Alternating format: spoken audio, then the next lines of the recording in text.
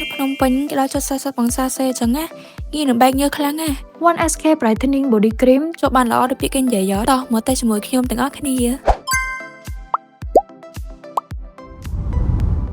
ឥឡូវយើងមកចាក់ទឹកលើដៃផ្ទាល់តែម្ដងមើលតើវាការពារនឹងជំរាបទឹកបានល្អអត់សាច់លេមរលាយឬក៏បន្តិចណាឡើយហើយស្បែកនៅតែសថ្លាមករលោងនៅរក្សាថូនស្បែកនៅដដែលជាពិសេសទោះបីជាអ្នកមានរោមដៃជើងវែងក៏សាច់លេអត់ស្អិតជាប់ដែរទៅលាបចូលស្បែកបានល្អមែនតើសាច់លេនៅតែជាប់លើស្បែកហើយអត់បន្សល់ទុកស្នាមកណ្ដុសសហើយនៅអត់កក់ឡើយសាច់លេជួយរំលងថូនស្បែកតាមបែបធម្មជាតិរហូតដល់3កម្រិតតោះមិនស្អុះស្អាប់ហើយសារធាតុផ្សំចម្រាញ់ពីវីតាមីន C គុណនឹង10ដែលជួយឲ្យស្បែកសលឿនហើយក្រៅពីនេះទៀតណាមានសារធាតុផ្សំផ្ដល់សំណើមនិងជួយឲ្យស្បែកក្មេងជាងវ័យដូចជាប្រទាលកតុយក្រពើ Niacinamide និង Retinol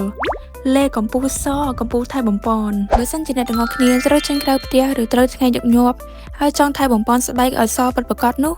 នេះគឺជាជម្រើសដ៏ល្អបំផុត